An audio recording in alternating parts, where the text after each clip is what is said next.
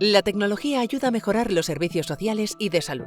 La cátedra TIC Salud Social tiene el objetivo de actuar como nodo entre academia, profesionales de la salud y social y el tejido empresarial.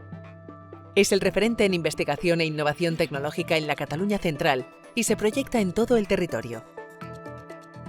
A través de proyectos pioneros, fomenta un nuevo modelo de relación entre profesionales asistenciales y ciudadanía.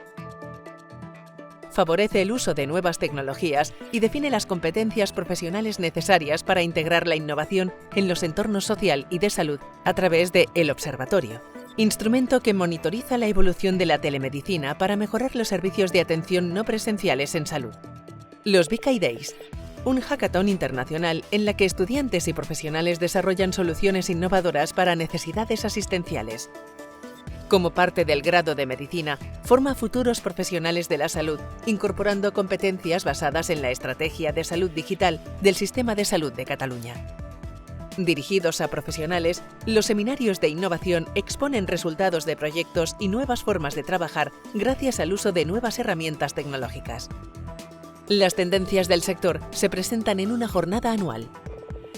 Descubre cómo la cátedra de la Fundación TIC Salud Social y la Universidad de Vic, Universitat Central de Cataluña, colabora en modelar el futuro de la salud y los servicios sociales.